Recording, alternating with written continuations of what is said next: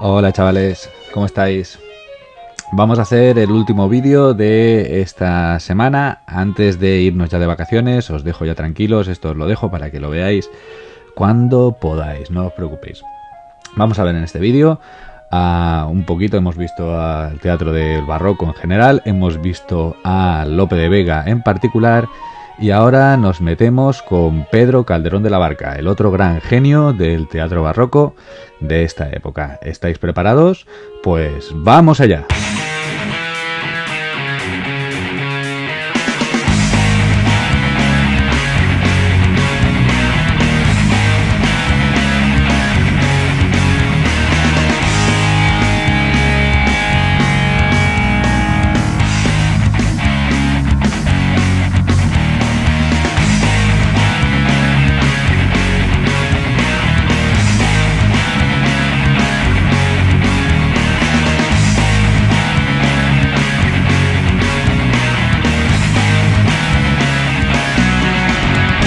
Bueno, como sabéis, hemos visto un poquito pues todo lo que es el tema general del gran autor de la época barroca, que es Lope de Vega. Pero el otro gran autor es este señor que tenemos aquí en la pantalla y que hoy vamos a ver un poquito sus características, no os preocupéis. Bueno, lo primero que tenéis que saber es que Calderón de la Barca no es solamente un estadio, sino que ni tampoco es solamente un jugador de baloncesto, sino que también es un dramaturgo que nació en Madrid en el año 1600, como podéis ver ahí, y que bueno, que básicamente es el gran autor de la corte española de la época. Estudió en los jesuitas, luego estudió en las universidades de Alcalá y Salamanca. Y bueno, empezó muy pronto, a los 23 años, empezó a escribir obras teatrales. De hecho, empezó antes, pero la primera se estrenó en 1623. Y bueno, básicamente tiene una vida bastante truculenta porque se dice que murió un hombre, la familia de Calderón tuvo que indemnizar a los padres del muerto. En esa muerte estaban metidos sus hermanos y él. Un hermano del escritor fue herido, entró en un convento de monjas buscando al ofensor. Fue una locura, eran una familia un poquito especial, pero bueno, eso lo podemos dejar para el Sálvame de la época, porque como digo, lo que nos interesa realmente de este gran autor es su producción dramática y en concreto una gran obra que tiene, que es La vida es sueño, que vamos a ver con profundidad. Vamos a ver un poquito, ¿vale? Simplemente que sepáis que Felipe IV le concede el hábito de caballero de Santiago, es decir, le concede un honor muy grande, le da protección a la hora de trabajar y prácticamente desde entonces todas sus obras son representadas en la corte y se convierte en un autor teatral que pues principalmente está orientado a la nobleza y a ya ensalzar los valores de la realeza. Esto es importante porque también sus obras dramáticas no serán como las de Lope, que lo que pretenden es contentar a todo el público, sino que sus obras dramáticas, su teatro en general, va a ser un teatro muy sesudo, muy bien hecho, algo que está preparado justamente para una serie de, no de élites, pero sí tiene un trasfondo cultural y un trasfondo filosófico que en realidad no veremos en el teatro de Lope de Vega. En La vida es sueño, que es la principal obra, como digo, de Calderón de la Barca, veremos una reflexión sobre qué es la vida en sí y algo parecido a lo que ha pasado con Matrix en esta época, es decir, qué pasaría si en realidad la vida que estamos viviendo es un sueño y como tal qué pasaría si nos despertáramos un día de ese sueño, ¿vale? Participó como militar en varias campañas y bueno, estuvo ahí en muchos sitios. Luego, a final de su vida, igual que hizo Lope de Vega, se ordenó sacerdote y de hecho entró a servir como capellán del rey. Y al final, pues en el año 1681, a la edad de los 81 años, algo muy loable para la época que estamos hablando, murió en Madrid y allí está, ¿vale? Si lo queréis ver, pues allí lo tenéis, ¿vale? Vamos a ver un poquito cositas de Calderón de la Barca. Lo importante, como digo, de Calderón de la Barca son su capacidad reflexiva. Era un hombre muy reflexivo, era un hombre intelectualmente muy, muy potente y que sobre todo era un hombre capaz de razonar con filosofía. Era un hombre muy sereno, no se dejaba llevar por sus pasiones y sobre todo era un hombre que le gustaba la soledad, que le gustaba el retiro. Es decir, esto le permitía a él adentrarse muchísimo más en un aspecto interior que, más allá de contentar al público, lo que pretendía era buscarse a sí mismo. Eso es Calderón de la Barca. Fue un escritor prácticamente teatral, está considerado como el gran, o el más grande autor teatral, yo para mi gusto, por debajo de Lope de Vega, porque Lope de Vega es el más grande de todos para mí, pero bueno, Calderón de la Barca también es uno muy grande, y de hecho rivalizó mucho con Lope de Vega. Lope de Vega, en su última parte de su vida, pues ya veía cómo se le estaba acabando el éxito y Calderón estaba empezando a recoger ese éxito del teatro barroco, que básicamente lo que hizo fue aumentar su nómina. Vale, escribió muchas obras, pero muchas menos que Lope de Vega. Escribió unas 120 comedias, 80 autos sacramentales y más de 20 piezas cortas, ¿vale? No os voy a comer mucho la cabeza con sus obras. Tiene principalmente dos etapas. Una etapa, la primera, que serían dramas de corte realista, ¿vale? Que son muy próximos, es decir, tienen mucho de lo que son los preceptos de la comedia nueva de Lope de Vega, con esos personajes prototípicos, la ruptura de los tres órdenes, etcétera, etcétera. Y luego tiene otros dramas de tipo filosófico, que son los que nos interesan, que es dramas en los que se hace una búsqueda en su interior, se pone a reflexionar sobre la propia vida y sobre la propia existencia del ser humano. Vale. Dentro de eso, bueno, cuando hablamos de dramas hablamos de tipos de obras de teatro. Él básicamente lo que tiene son comedias, tragedias o dramas trágicos, por decirlo de alguna manera, y autos sacramentales. En cuanto a las comedias, tiene un grupo, es un grupo muy numeroso, ¿vale? Pero no es el mejor, eso es importante. Son los esquemas de la comedia que tienen, son las comedias de capa y espada, donde básicamente tenemos un espadachín, tenemos acción, tenemos enredos amorosos, tenemos ambiente urbano. ¿Os acordáis? Lo estuvimos viendo en el vídeo anterior. Es muy parecido a lo que estaba haciendo Lope de Vega. Es un teatro que está hecho para la diversión, es un teatro que lo que pretende simplemente es dar a conocer, contentar al gran público, ¿vale? Pues algo así como 8 apellidos vascos, por ejemplo. Pero lo importante del teatro de Calderón de la Barca es el protagonismo de lo femenino, es decir, las protagonistas en la mayoría de las comedias eran mujeres, y esto es la gran novedad. ¿Por qué? Porque estamos hablando de una sociedad, la sociedad barroca, una sociedad tremendamente machista, y el hecho de darle ese papel característico a la mujer como la que mueve todo el hilo argumental de una obra es algo que en realidad no era algo habitual, ¿vale? Calderón de la Barca lo hizo, y lo hizo además estupendamente, lo hizo muy bien. Vale, en cuanto a las comedias de enredo, pues son, como digo, concebidas para ser representadas en corrales de comedias, muy al estilo de Lope de Vega, y tenemos principalmente La Dama Duende y Casa con dos puertas, ¿vale? La Dama Duende, que la tenemos aquí, muy bonita, por cierto, y Casa con dos puertas, Mala es de guardar, entre otras muchas, ¿vale? Pero estas dos serían las más representativas. Y luego tenemos comedias de aparato, ¿vale? ¿Qué es eso de aparato? Las comedias de aparato son comedias que están hechas para desarrollarse en la corte, es decir, comedias que se han creado para hacerlas en el palacio o en lugares de nobles. Vale, estas comedias se llaman de aparato porque tenían muchísimo más aparataje, en el sentido de que como tenían más money, tenían más dinero, podían hacer una cantidad de aparatos, de tramoyas, fijaos, hasta el punto de que se podía llegar a construir un dragón que escupiera fuego por la boca, un dragón de madera que al abrir la boca tirara fuego, bueno, en fin, podían hacer auténticas virguerías a nivel técnico y a nivel de efectos especiales dentro de estas comedias. Tenemos principalmente Eco y Narciso, la estatua de Prometeo y La fiera, el rayo y la piedra. Estas comedias de aparato se solían representar en el Teatro del Buen Retiro, que estaba en Madrid, y lo que suelen hacer es representar temas mitológicos, sobre todo, que era lo que más le gustaba pues a esta gente, ¿vale? Luego tenemos las tragedias o los dramas trágicos, que principalmente lo que hacen es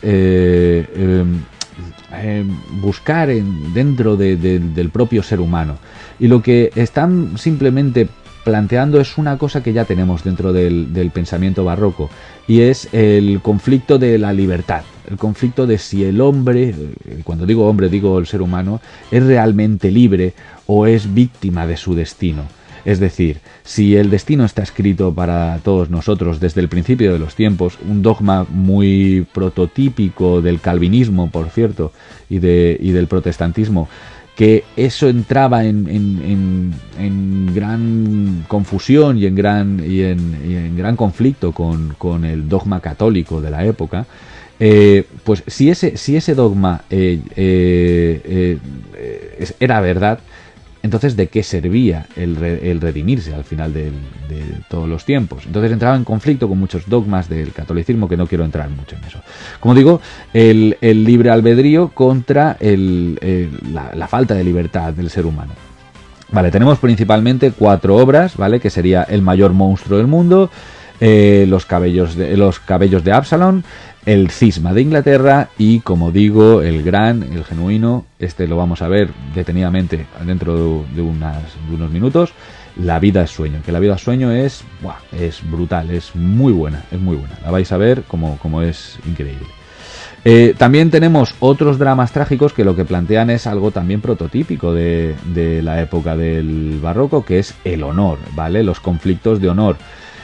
Donde tenemos el imperativo de vengar la sangre, vengar con sangre el engaño de una mujer o el engaño de una familia. Es decir, recordad que el honor era algo muy importante tanto en la época del Renacimiento como del Barroco, y mancillar el honor de una persona, aunque fuera simplemente, yo que sé, dándole una bofetada o ridiculizándolo, ya suponía en realidad un problema muy serio, un problema que podía llevarlo incluso a la muerte.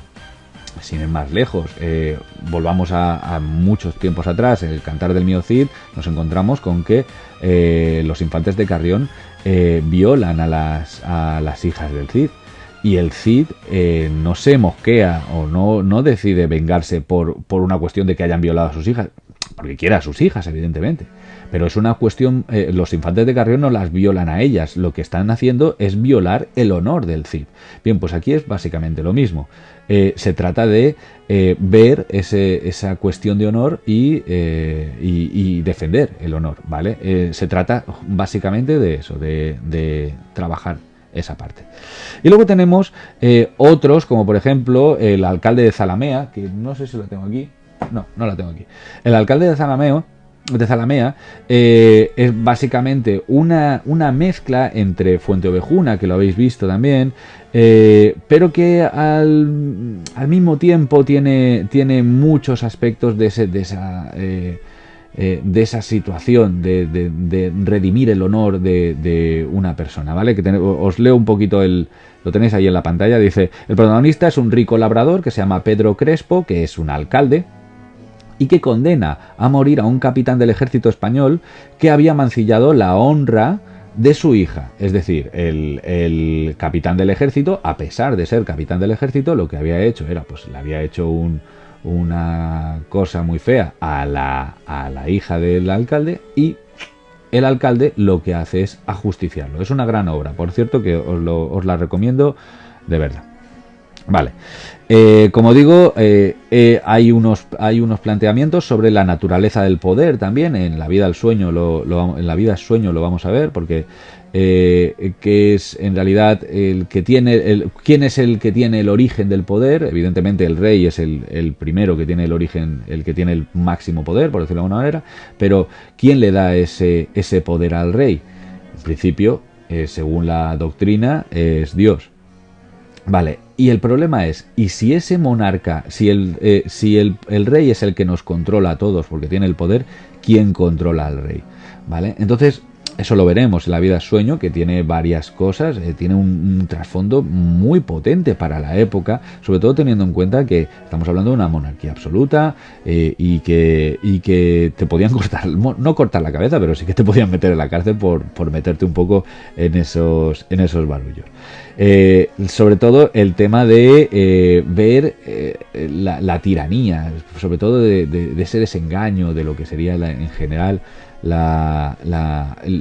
poder real sin ningún tipo de límites, y eso es lo importante. Vale. Luego tenemos los autos sacramentales. Los autos sacramentales son un tipo de teatro que a Calderón le fueron muy bien. De hecho, fue el mayor cultivador de este género y gustaba muchísimo en aquella época. Eran básicamente sermones puestos en versos. O sea, era una forma de evangelizar, por decirlo de alguna manera. Recordemos en la época en la que estamos en una época con una doctrina católica muy potente, y son piezas que se representaban en los días de fiesta religiosa, ¿vale? Y lo que pretendían era eso, difundir la doctrina católica para todo el mundo. Lo que se hacía era representar una escena religiosa. Teníamos el gran teatro del mundo, el gran mercado del mundo, la cena del rey Baltasar y los encantos de la culpa. Básicamente no solamente son, como digo, escenas de la Biblia, sino que además son escenas teatrales, normales y corrientes, con sus personajes y tal, pero que lo que nos meten un discurso sermónico, es decir, un discurso de tipo de cariz religioso y evidentemente católico, que lo que pretende es, pues eso, adoctrinar y sobre todo, extender, difundir la palabra de Dios. La palabra del Dios católico. Calderón lo que hace es coger un poco la fórmula de Lope de Vega, es decir, coger la comedia nueva y le aplica una serie de cambios, ¿vale? Esta es la gran novedad de Calderón de la Barca, que conforme él va haciendo, Calderón de la Barca va creando su propio estilo. Y esto es algo también típico también del barroco, ¿vale? Nos tenemos por un lado que lo que tiende a hacer es la unidad de acción, es decir, mientras que Lope de Vega nos decía que podían ser varias acciones, que no pasaba nada, Calderón tiende a hacer una sola acción, que no nos perdamos de vista con lo que está pasando. Él nos quiere hablar de algo serio en la vida sueño, lo vamos a ver. Él nos quiere decir algo, una historia, y más vale que nos centremos en esa historia y no que nos vayamos por otras historias que luego a lo mejor ni chicha ni limona. Y el otro gran punto es que limita el número de personajes. Él lo que hace es coger y decir, no hace falta utilizar 300 personajes, como por ejemplo en Fuenteovejuna hay tropecientos mil personajes. No hace falta subir a tanta gente al escenario. Simplemente utilizar los personajes esenciales sobre los que girará la acción principal. Y luego, a partir de ahí, pues se van moviendo el resto de personajes. Como digo, es un teatro muchísimo más, no serio, pero sí muchísimo más centrado, muchísimo más trabajado, porque es un teatro muchísimo más personal que el de Lope de Vega, que iba saliendo a casco porro. Vale, los protagonistas, importante en esto, tienen un carácter intelectual y reflexivo, mientras que los protagonistas de Lope de Vega eran un poco, eran intelectuales, también eran reflexivos, pero que eran más planos. Aquí los protagonistas suelen soltar grandes monólogos, de hecho vamos a ver uno ahora después, grandes monólogos, grandes diálogos, grandes elucubraciones, ¿vale? Que lo que hacen ver en realidad es que dentro de ese personaje hay algo más que un simple papel. Ahí hay una reflexión, ahí hay una profundidad psicológica que no se ve normalmente en el teatro de Lope de Vega. pero porque era un teatro muchísimo más comercial. Son personajes que normalmente se ven sometidos a una norma moral, ¿vale?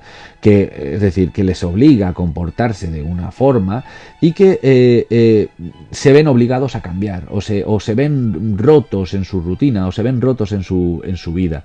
Y en muchas ocasiones nos encontramos con lo que es el concepto de justicia poética dentro de estos personajes. Si el personaje hace algo malo, puede que no pague en ese momento, pero el destino le hará pagar después. Para que lo sepáis. ¿Vale? Bien, como digo, las obras de Calderón de la Barca eran pues, principalmente de carácter cortesano, se representaban en la corte, como lo he dicho, tenía una escenografía súper bestia y la decoración era brutal. De hecho, nos encontramos con esquemas de lo que era la escenografía de las obras de Calderón de la Barca y podéis alucinar en colores con todo lo que hay aquí. De hecho, aquí podéis ver simplemente cómo sería, digamos, un teatro, el Teatro del Retiro. Fijaos cómo se montaba, o sea, esto era una auténtica locura. Estamos hablando de un tipo de teatro que no es para todos los públicos, que es un tipo de teatro para gente que puede permitírselo y que puede comprenderlo, y esto es importante también. ¿Vale? En cuanto al lenguaje de Calderón de la Barca, bueno, pues el lenguaje es un poquito diferente también, ¿vale? Busca una unidad de estilo, es decir, emplea sobre todo versos octosílabos y endecasílabos. Es un lenguaje mucho más artificioso, mucho más culteranista que el de Lope de Vega. Lope de Vega intentaba, como digo, contentar a todo el mundo y que todo el mundo lo comprendiera. Calderón no. Calderón dice, si vienes aquí a pagar por ver mi obra, vas a tener que hacer un poquito de esfuerzo, porque el esfuerzo a veces también es importante. Entonces, bueno, pues utiliza muchos recursos retóricos, utiliza muchas metáforas y sobre todo muchos símbolos y muchas alegorías a la hora de plantear problemas y a la hora de plantear historias. Entonces, sí que es cierto que cuando tú estás leyendo, cuando tú estás viendo una obra de Calderón de la Barca, te das cuenta de cómo funciona este tipo de lenguaje. O sea, cuando te dice la vida es sueño y los sueños son, ahí te das cuenta de un tipo de lenguaje que, fíjate que en una frase tan simple como la vida es sueño y los sueños son, es algo sencillo, pero no es sencillo, porque en realidad en esa misma frase ha metido 3 conceptos diferentes y esos 3 conceptos diferentes están hilados de tal manera que incluso queda bonito, ¿vale? Con un encabalgamiento y con la misma palabra que te la repite varias veces. Es bastante interesante. Como digo, utiliza el lenguaje de Calderón sobre todo es claro, ¿vale? En el sentido de que utiliza un planteamiento, un desarrollo y una solución de conflictos que no dejan lugar a dudas de lo que ha pasado, ¿vale? Siempre se intenta buscar también, igual que en Lope de Vega, el statu quo. Hay una sistematización en el sentido de que intenta sistematizar en todas sus obras cómo funciona. Era una persona muy cuadriculada y sobre todo los personajes se agrupan en torno al protagonista, que es el núcleo, ¿vale? El protagonista siempre va a ser el elemento más potente, es el que más fuerza dramática va a tener, y el resto de personajes lo único que van a hacer es girar alrededor de él, ¿vale? Lo veremos también en La vida de sueño. Por eso el protagonista tiene los grandes monólogos del protagonista y tiene esas grandes parrafadas que se tienen que aprender. Una obra de Calderón de la Barca, representarla bien es bastante complicado. Dicen que Calderón de la Barca es el Shakespeare español. Podríamos decir que sí, aunque no es una afirmación totalmente correcta, porque Shakespeare sí que es cierto que tiene unas obras que son muy sesudas, pero también seguía unos esquemas muy parecidos a los de el arte nuevo hacer comedias de Lope de Vega. Entonces, sí, tiene ciertos paralelismos, pero digamos que no llega a ser del todo así, ¿vale? Utiliza una serie, Calderón de la Barca, estamos repitiendo un poquito lo mismo, utiliza un proceso de reflexión intelectual brutal. Calderón de la Barca lo que hace es reflexionar sobre la vida, reflexionar sobre el mundo, reflexionar sobre el universo en general. Y entonces plantea problemas propios de la existencia humana. Entonces, lo que intenta es reflejarlos en sus obras. En todo momento vamos a ver un tipo de teatro muy culto, muy sesudo. Es como por ejemplo, tú puedes ver dos películas. Puedes ver Fast and the Furious y Origen, ¿vale? Si tú ves Fast and the Furious, tú vas a ver la película, te vas a divertir seguramente si te gusta, y cuando termina la película pues te vas a quedar bien, porque no tienes nada que pensar, simplemente son coches corriendo y bueno, y la trama que han puesto en alguna de las 20.000 películas que han hecho de Fast and the Furious. Si ves Origen, a lo mejor te toca verla otra vez, o yo que sé, o Interstellar. A lo mejor te toca verla otra vez, y otra, y otra. ¿Por qué? Porque siempre que la veas vas a adquirir una nueva reflexión, vas a adquirir una nueva forma de ver la película. Aquí pasa exactamente lo mismo. Con las obras de Calderón de la Barca, cada vez que la ves, te va saliendo otra espinita más. Y eso es lo bueno de este tipo de teatro.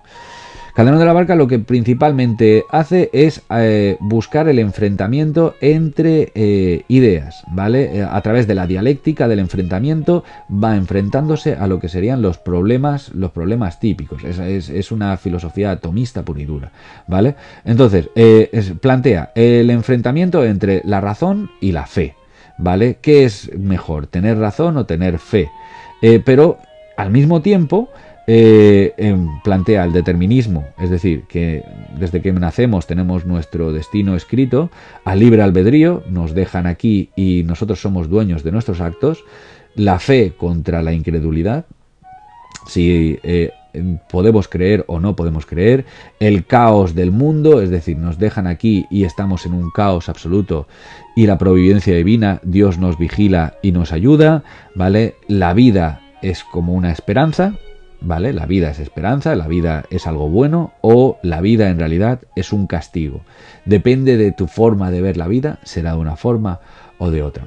Todo esto que plantea Calderón de la Barca, que parecen ideas básicas en realidad, es lo que en realidad se plantea todo el ideario barroco que hemos estado viendo desde los primeros vídeos.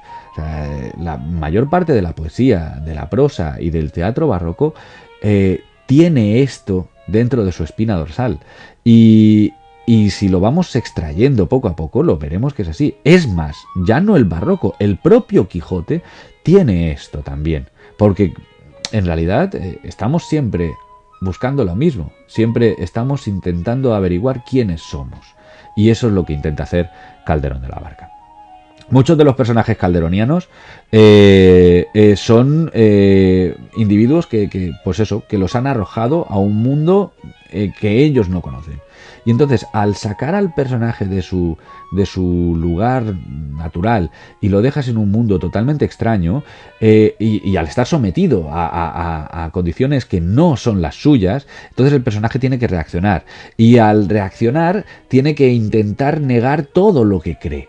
¿Vale? Imaginaos que a vosotros os meten os meten en una nave espacial y os dejan en un planeta totalmente extraterrestre donde todo lo que sois no sirve para nada. Entonces, que todo lo que conocéis es totalmente diferente. Las leyes de la física, todo, nada, no sirve absolutamente para nada. Entonces, tendríais que revolver vuestra propia existencia para poder adaptaros al medio. Eso es lo que hacen los personajes calderonianos. Y en muchas ocasiones, ya os digo que no les sale bien.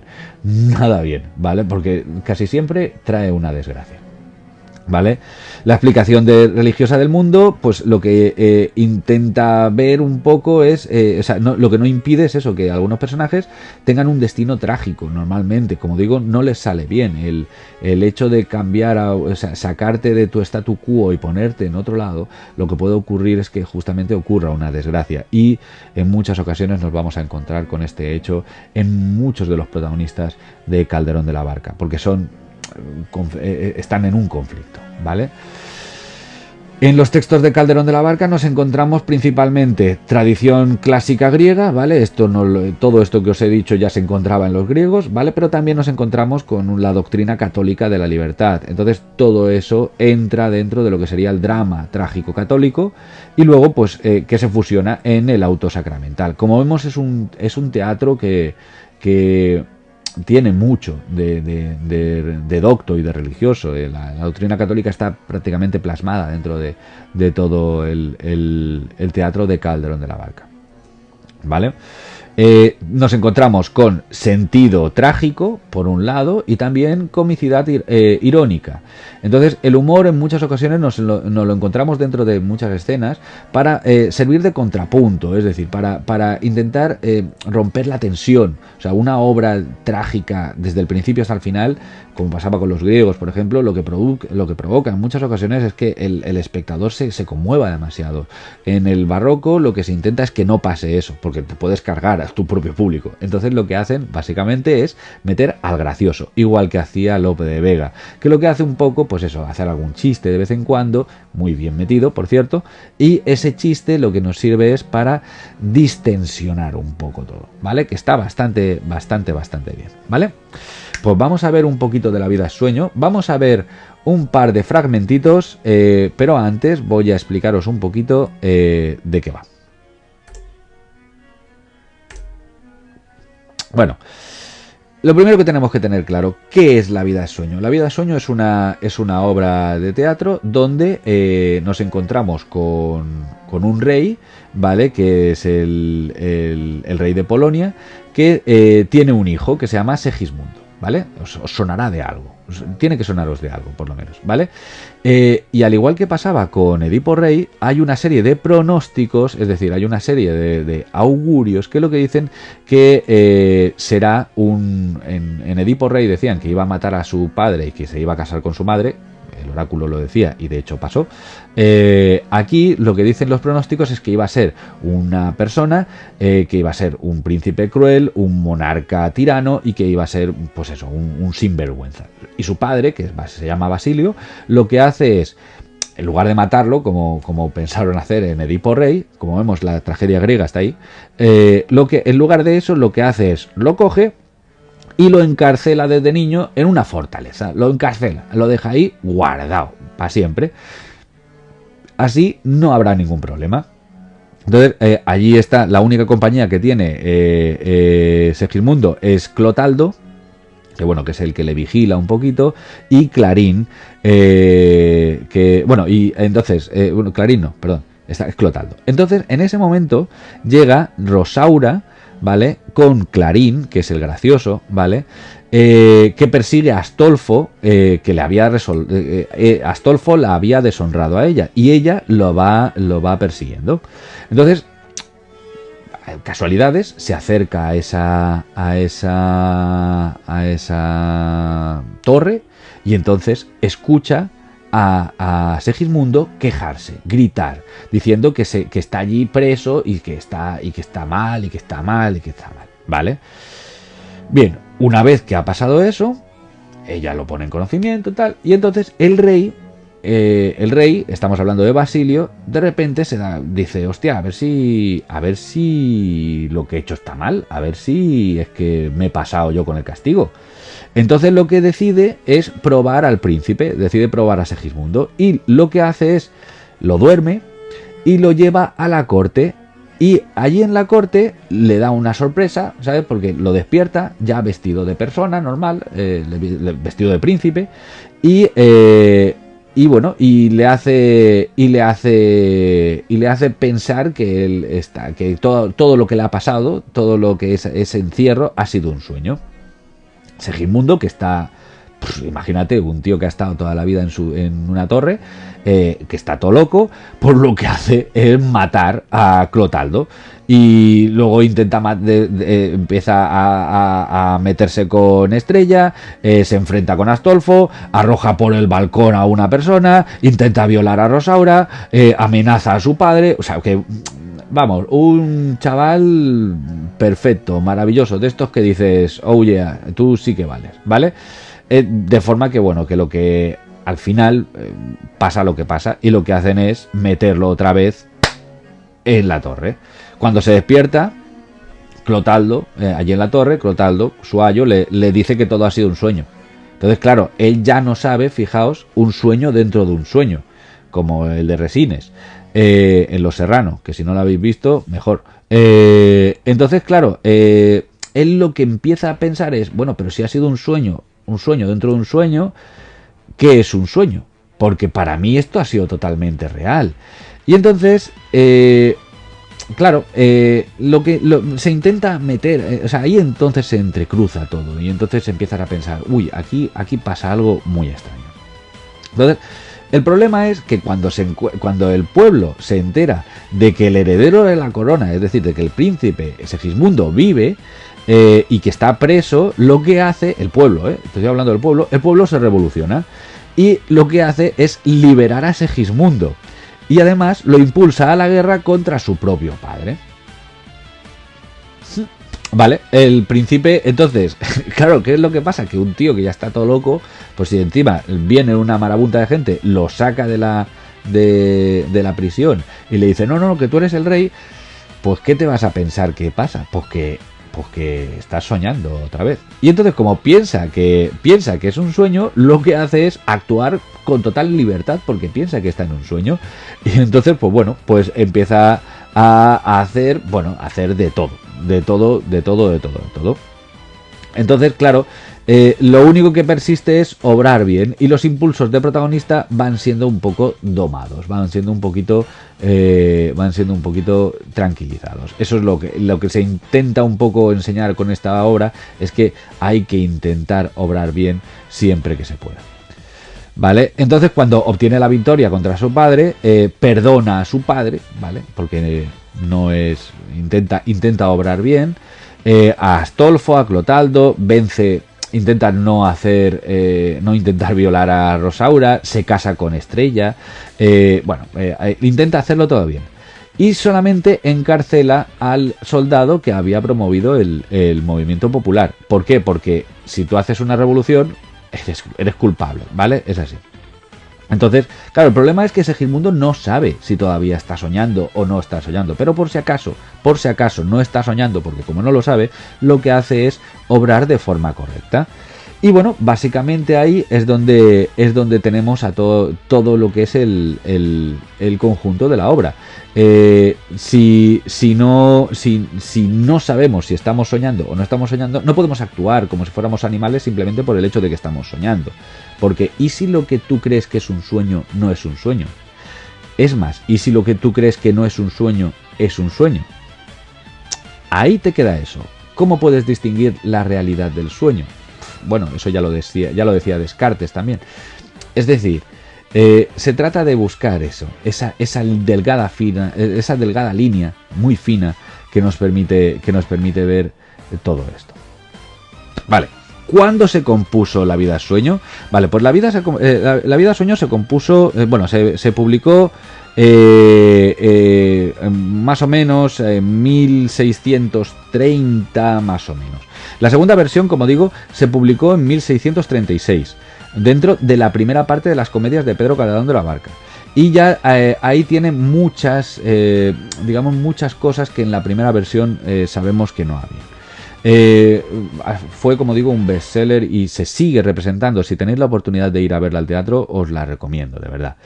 Se divide en 3 jornadas, igual que en el Teatro de Lope de Vega. En la primera jornada tenemos la presentación de todos los personajes y donde se expone el problema. En la segunda jornada tenemos el nudo y en la tercera jornada tenemos el desenlace, donde termina toda la obra. ¿Vale? Es una obra con 3.319 versos y que, como digo, es una maravilla.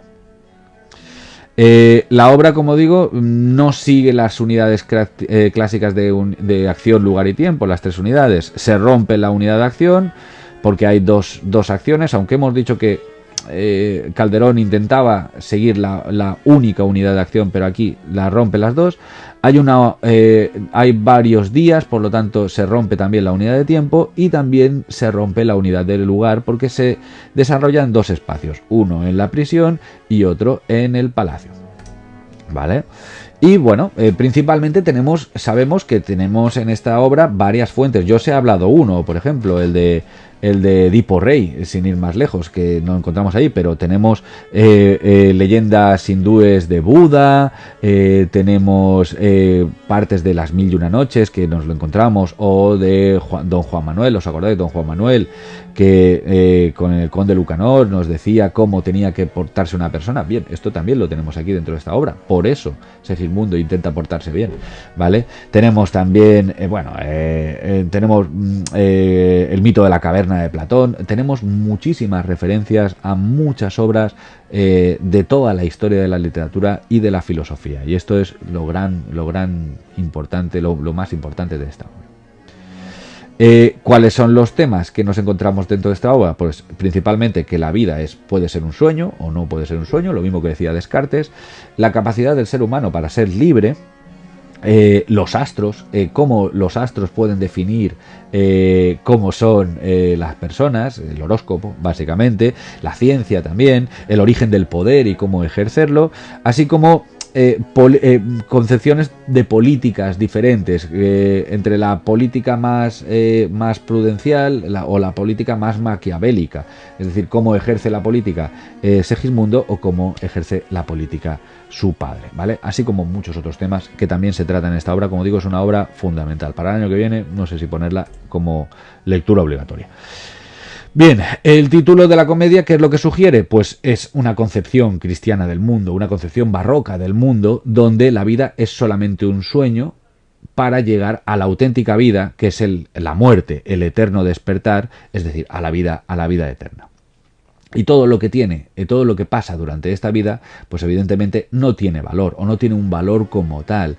Entonces, lo importante de esta vida es llegar hasta el final, llegar a todo lo que nos dé. Vale. El tema del libre albedrío, como digo, pues frente a que los protestantes creían en la predestinación, los católicos piensan que no, piensan que Dios nos deja y que nosotros somos dueños de nuestros actos, es decir, que si nosotros obramos mal, iremos al infierno. Mientras que el calvinismo, por ejemplo, lo que dice es que Dios sabe cuál va a ser tu destino desde el principio y da igual que hagas lo que hagas porque vas a ir donde Él diga, ¿vale? Entonces, simplemente se trata de hacer una defensa de la postura católica, ya que Segismundo lo que hace es vencer a su destino. Él en principio era un salvaje y lo que hace es, a través de su propia voluntad, consigue salvar ese tipo de cosas. Como digo, los mundos de los astros, tampoco me voy a meter mucho, pues simplemente que los astros pues podían predecir tu futuro, el horóscopo. Hoy, mira, estamos en plena cuarentena y mi horóscopo no ha funcionado porque decía que iba a hacer un viaje a la cocina. Y luego, bueno, el tema de la ciencia también, que es el ansia del saber, que fracasa porque no se ajusta a las normas morales cristianas.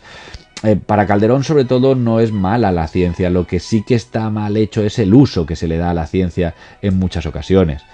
Y luego, pues el tema del poder, que lo hemos dicho antes, una concepción teocrática de la monarquía, donde el rey es el centro del poder, y bueno, ese conflicto entre el del rey tirano y el rey más prudencial, que lo veremos aquí, ¿vale? El príncipe cristiano está obligado a comportarse de forma prudente y el poderoso maquiavélico pues tiene que utilizar su fuerza para ejercer su poder. Y bueno, y otros temas como el honor, el amor, el desengaño, el mundo como teatro, la fugacidad de la vida, el egoísmo, la ambición y todo lo que vosotros queráis, porque como digo, es una gran obra.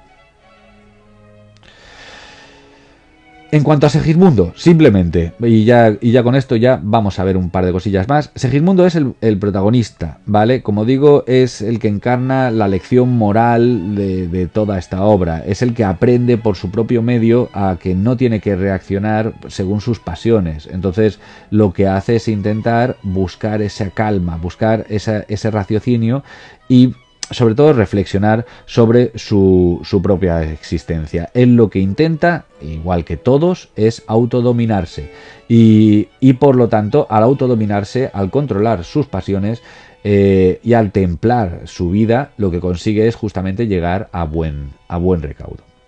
El rey Basilio, en cambio, es el intelectual que se equivoca. Es el científico que se equivoca, es el astrólogo que se equivoca. Y va desde desde un hombre, va evolucionando desde un hombre que simplemente, pues eso, es muy calculador, a alguien que en realidad ha reconocido su error y que, bueno, y que al reconocer su error puede conseguir salvar la vida. Es bastante redondo, es un personaje bastante redondo, aunque no como su hijo, ¿vale? Porque, fijaos, es un hombre que ha encerrado a su hijo en una torre. Luego sí que es cierto que luego es capaz de reflexionar sobre eso. Pero tiene unos aspectos bastante importantes. Es parecido al Rey Lear de Shakespeare. Luego Clotaldo, que tampoco voy a meterme mucho, simplemente pues eso, es el encargado de Basilio, es el encargado de la custodia de Segismundo, y bueno, y está un poco en el dramatismo ese de la lealtad a Segismundo o la moral católica. Él es un fiel obediente al rey, y Rosaura, que es la protagonista de la segunda opción, es un personaje desbordante, es fogosa, es decidida, se viste de hombre para poder entrar en escena, es la típica mujer de las comedias de enredo, pero va muchísimo más allá, porque ella lo que hace es entrar a lo bestia para poder salvar su vida. Debe luchar, igual que Segismundo, para recuperar su identidad y recuperar su honor, ¿vale? Y solamente lo solucionará cuando Segismundo resuelva su problema.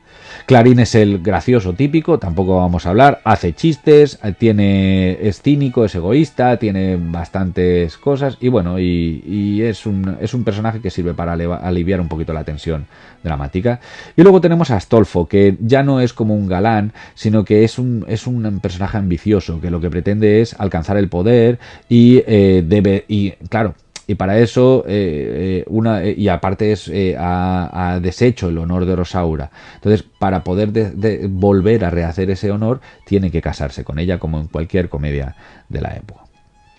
Estrella, en cambio, es el ejemplo contrario a Astolfo, porque básicamente es una mujer discreta y prudente, y es recompensada, ¿vale?, con su matrimonio por Segismundo. Bueno, ¿qué nos encontramos dentro de esta obra? Ya estamos terminando. Pues nos encontramos una gran cantidad de monólogos, muy largos, ¿vale? Monólogos de los personajes. Nos encontramos con una gran polimetría, recursos retóricos que hemos hablado antes, con una gran sonoridad, anáforas, quiasmos, etcétera, y muchos recursos barrocos de tipo estilístico, como influencias culteranistas, conceptistas, etcétera, etcétera. Vale, no vamos a andar mucho en detalles. En cuanto, bueno, simplemente nos encontramos con una serie de metáforas que las tenéis aquí en el PowerPoint. Si las queréis ver, las podéis ver sin ningún tipo de problemas, ¿vale? Y vamos ahora simplemente con un par de fragmentitos de la adaptación cinematográfica que tenemos, ¿vale? Hay varias películas, una en concreto que es la que tenemos de Radio Televisión Española. Vamos a verlo simplemente para que lo veáis, y os la voy comentando, y con eso terminamos por hoy.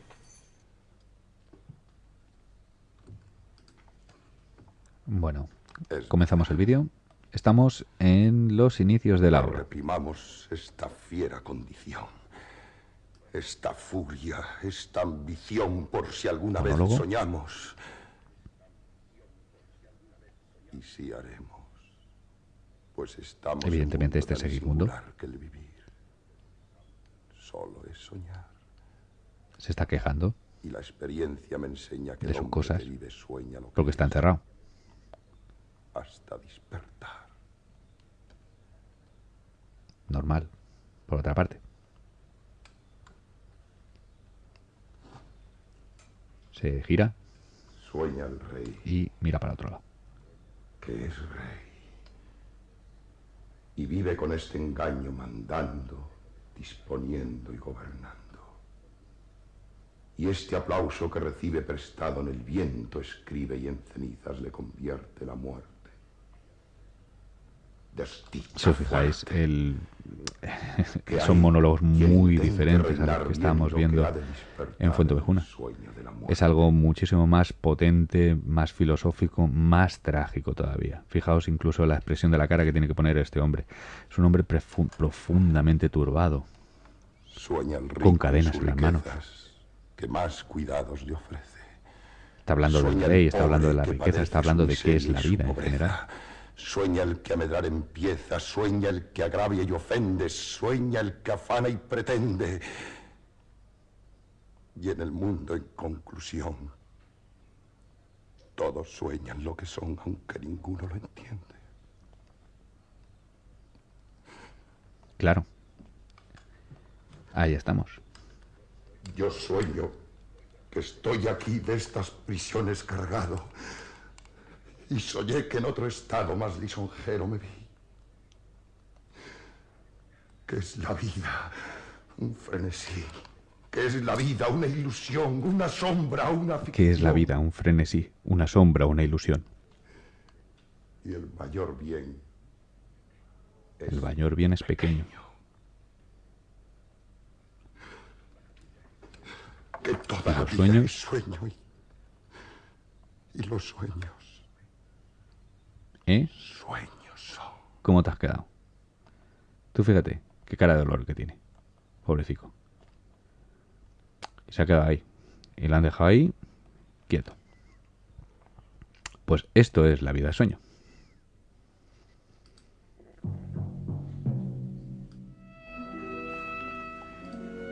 Y comienza el segundo vídeo, en el que Segismundo se despierta en la corte, ¿vale?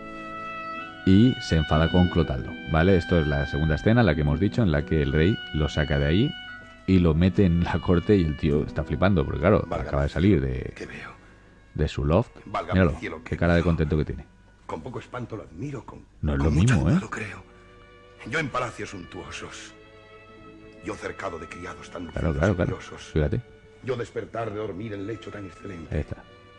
yo en medio de tanta gente que me sirva de vestir, decir que sueño es engaño. Y el tío que había estado Bien sé que despierto estoy. en la basura, y ahora Yo fíjate, Segismundo ahora el tío lo soy. vestido bien, todo guay, Nada me sin tiene cadenas, desengaño. está contento, feliz, che. Míralo. Si es que está más fresco que unas pascuas.